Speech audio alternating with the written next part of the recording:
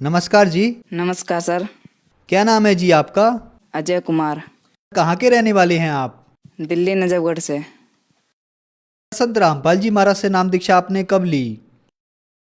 मैंने संत रामपाल जी महाराज से दीक्षा 20 अक्टूबर 2013 को ली।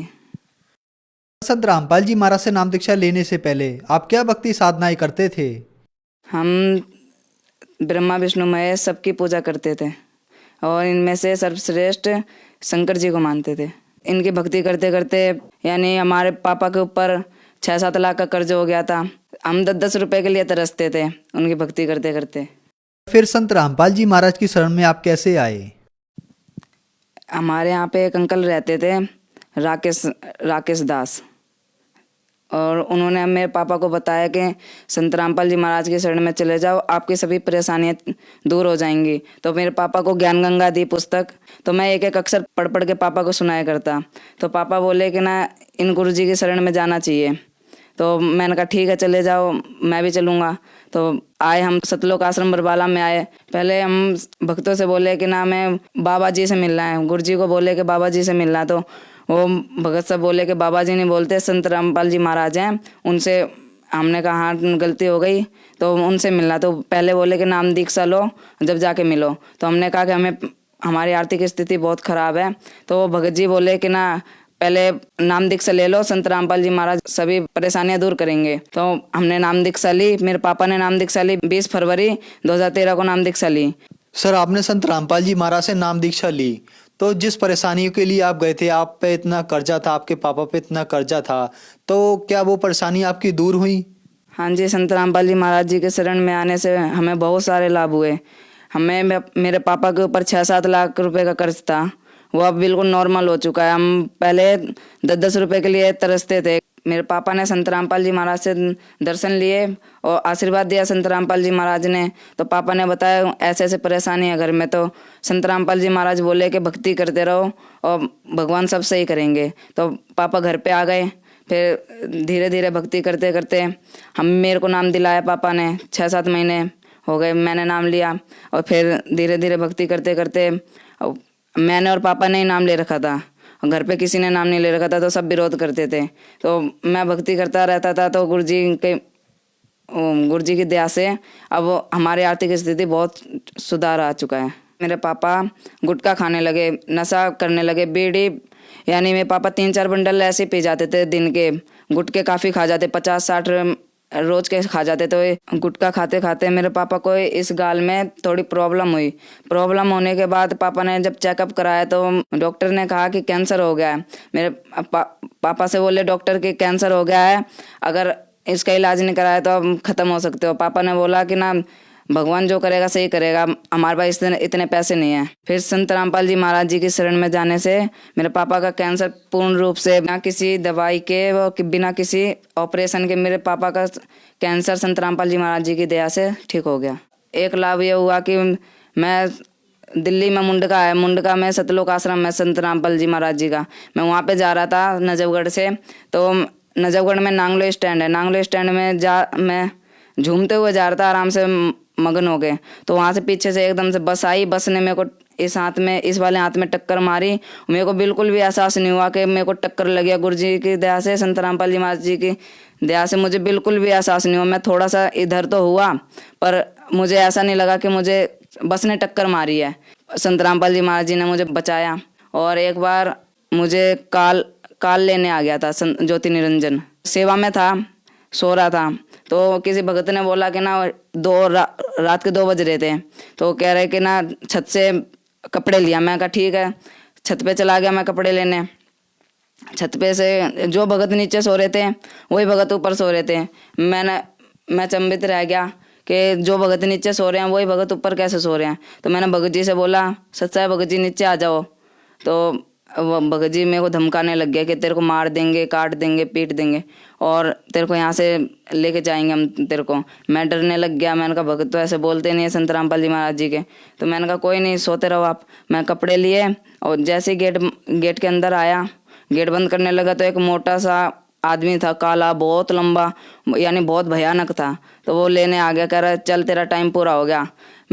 मैं रोने लग गया। मैंने कहा कौन सा टाइम, कह रहे तूने इतने तेरे को जीना था। मैंने कहा, मैं रोने लग गया। फिर मैं अपना प्रथम मंत्र जो संत रामपाल जी महाराज जी की दया से मिला था और जो सतनाम, मैं दोनों करने लग गया। जैसे प्रथम मंत्र करा तो उसमें कुछ असर नहीं हुआ। मैंने सतनाम जैसे ही किया तो वैसे ही उसने हाथ छोड़ दिया और दूर भाग गया। तो मैं रो रहा था।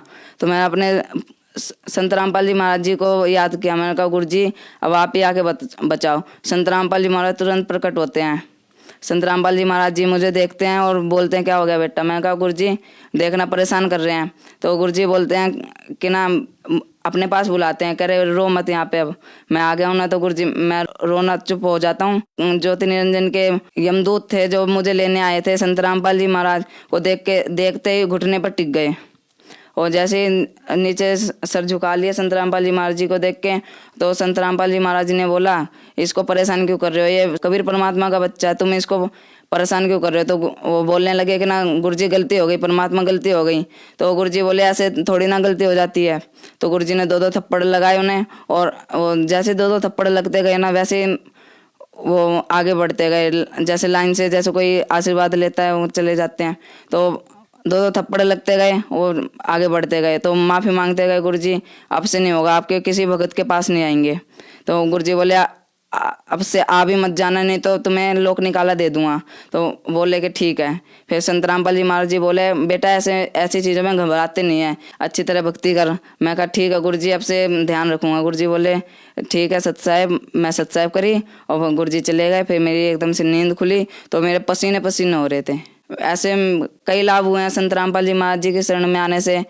और एक बार क्या हुआ कि ना 10,000 रुपये दिए पापा ने कि रख ले। मैं कहा ठीक है। मैं प्रणाम स्थल पे जहाँ पे संत रामपाल जी महाराज जी की ज्योति करते हैं वहाँ पे रख दिए नीचे ज्योति के नीचे। तो पापा आए थोड़ी देर बाद, 1-2 घंटे बाद, कह रहे 5,000 रुपये दे दे। मैं कहा ले लो वो रखे। तो पापा ने ले लिए 5,000 रुपये और रख दिए। मैं कहा ठीक है ले जाओ आप। फिर शाम के टाइम में आते हैं, बोलते हैं कि 5,000 रुपये और दे दे, देने किसी के कमरा किराया देना है। मैं कहा ठीक है ले जाओ। फिर जब मैं 5,000 रुपये गिनता हूँ ना तो वो उतने 10,000 के 10,000 रुपये मिलते हैं मुझे। फिर मैं पापा से पूछता हूँ पापा आपने 10,000 रुपये 5,000 और रुपये रखे हैं क्या। पापा बोले मैंने 1 भी रुपये नहीं रखे यहाँ पे। तो पापा, मैंने कहा गुरुजी रख गए। पापा बोले हाँ भगवान तो कुछ भी कर सकता है। फिर उनसे खर्चा चल गया। और जैसे कि हमारी आर्थिक स्थिति बहुत ज़्यादा ख़राब थी तो जब मुंडका आश्रम जाना होता था मुझे तो मैं रोता था। मेरे पे 15 रुपये भी नहीं होते थे। मैं रोता था कि संत रामपाल जी महाराज इतनी बड़ी क्या गलती कर दी कि दाता आपके आश्रम में आने के लिए पैसे नहीं मेरे पास। तो मैं रोने लगता था रात में। जैसे संडे का सत्संग होता था मैं शनिवार को रोता था। तो गुरुजी पैसे दे दो मुझे, मेरे को आना है आश्रम में। तो गुरुजी मैं रोते रोते सो जाता था। तो सुबह उठ के जैसे ही देखता मेरे बैग में 100 रुपये, 200 रुपये, 50 रुपये, जितना मेरे को चाहिए होता था उतना मेरे को मेरे बैग में मिल जाया करता। और संत रामपाल जी महाराज जी की इतनी दया होती थी कि बहुत ज़्यादा हद तक लाभ दिया संत रामपाल जी महाराज जी ने। एक लाभ और हुआ संत रामपाल जी महाराज जी के शरण में आने से। मेरे पापा राजमिस्त्री हैं, चिनाई का काम करते हैं। वो काम कर रहे थे खेड़ा डाबर में, नजफगढ़ में खेड़ा डाबर में काम कर रहे थे। तो पापा चिनाई कर रहे थे। तो पता नहीं क्या हुआ, पापा नीचे थे, दीवार के 12 फुट की दीवार थी। पापा नीचे काम कर रहे थे, वो एकदम से क्या होता अचानक वो दीवार गिर जाती पापा के ऊपर। अब वो जितने भी मकान मालिक होते हैं और मिस्त्री होते हैं सब डर जाते हैं कि अब ये तो ख़त्म हो गया। तो पापा थोड़ी सी ईंट उठाते हैं, मकान मालिक उठाते हैं थोड़ी सी ईंट के, जल्दी जल्दी निकाल लो इसको, ये ख़त्म हो गया अब। तो जैसे थोड़ी सी ईंट ऊपर से उठाते हैं तो पापा अपने आप खड़े हो जाते हैं। तो मालिक देखते हैं कि कुछ भी नहीं हुआ इसको। तो हाथ पैर चेक करते हैं उस पापा के और बनियान खोल के देखते हैं कि कुछ भी खरोच नहीं आती। तो पापा बोलते हैं मैं संत रामपाल जी महाराज का शिष्य हूँ, पूर्ण परमात्मा का बच्चा हूँ, मेरे को कुछ नहीं हो सकता जब तक मेरा गुरुजी मेरे साथ है। ऐसे मेरे पापा को गुरुजी ने कई बार बचाया। अब हम संत रामपाल जी महाराज जी के शरण में आने से आर्थिक, शारीरिक और मानसिक रूप से सुखी हैं। अजय जी, जैसा कि आपने बताया कि आपने संत रामपाल जी महाराज से नाम दीक्षा ली, उसके बाद आपके घर में सुखों का भंडार आ गया, आपके पापा की कैंसर की बीमारी ठीक हुई, आपकी आर्थिक स्थिति ठीक हुई। तो जो लोग आज कैंसर की बीमारी से ग्रस्त हैं उन लोगों के लिए आप क्या संदेश देना चाहते हैं?